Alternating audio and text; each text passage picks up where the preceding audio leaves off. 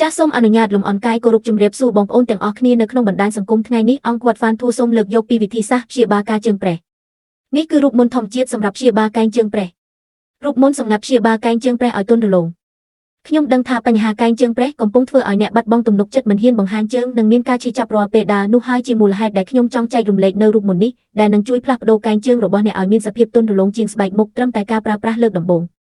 វាជួយព្យាបាលស្នាមប្រេះជ្រៅបំបត្តិកោសិកាស្បែកងាប់បានយ៉ាងល្អនិងធ្វើឲ្យស្បែកមានសភាពទន់ដូចស្បែកកូនង៉ែតតាមបែបធម្មជាតិគ្រឿងផ្សំនិងរបៀបធ្វើ1ដំឡូងបារាំងកាត់ដំឡូងបារាំង1ដុំជា2ចំណែករួចប្រើកាំបិតឆ្នូតស្រាលលើផ្ទៃរបស់វា2ស្ករស្រួយស្ករកន្លះស្លាបព្រាកាហ្វេពីលើ3ថ្នាំដុសធ្មេញបន្ថែមថ្នាំដុសធ្មេញបន្តិច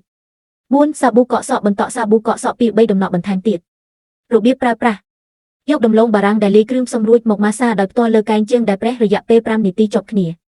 អនុវត្តបែបនេះជារៀងរាល់ថ្ងៃរហូតទាល់តែកែងជើងរបស់អ្នកជាសះស្បើយទាំងស្រុង